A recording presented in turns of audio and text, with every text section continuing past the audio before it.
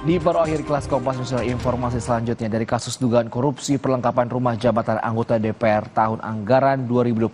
KPK telah menetapkan 7 tersangka termasuk Sekjen DPR Indra Iskandar. Ketua KPK Setio Budianto memberikan pernyataan penahanan 7 tersangka menunggu penghitungan kerugian negara. Ketua KPK Setio Budianto mengatakan penahanan 7 tersangka menunggu perhitungan kerugian negara oleh Badan Pengawasan Keuangan dan Pembangunan atau BPKP. Sebelumnya KPK menetapkan 7 tersangka termasuk Sekjen DPR Indra Iskandar. KPK juga sebelumnya pernah melakukan penggeledahan di kantor Sekjen DPR termasuk ruangan Indra Iskandar.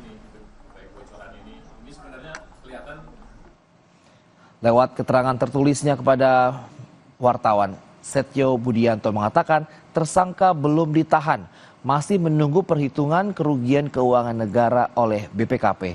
Untuk tersangka 7 orang yaitu Indra Iskandar dan kawan-kawan.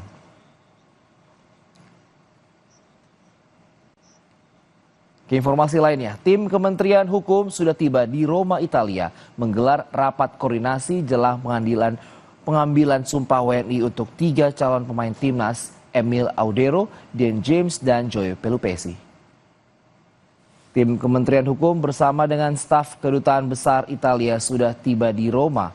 Tim Kementerian Hukum yang dipimpin Sekjen Menkum Niko Afinta menggelar rapat koordinasi jelang pengambilan sumpah 3 calon pemain timnas sebagai warga negara Indonesia. Pengambilan sumpah Emil Audero Mulyadi, Dan James, dan Joy Pelupesi menurut rencana dilakukan pada 10 Maret di Roma, Italia. Dan dalam keterangannya, Menteri Hukum Supratman Andi Aktas mengatakan, kami dari Kementerian Hukum membantu percepatan proses ini dengan harapan 3 pemain tersebut segera memperkuat skuad Garuda dalam menghadapi kualifikasi Piala Dunia 2026 zona Asia. Sementara itu, cedera di menit ke-77 dan harus meninggalkan lapangan pertandingan.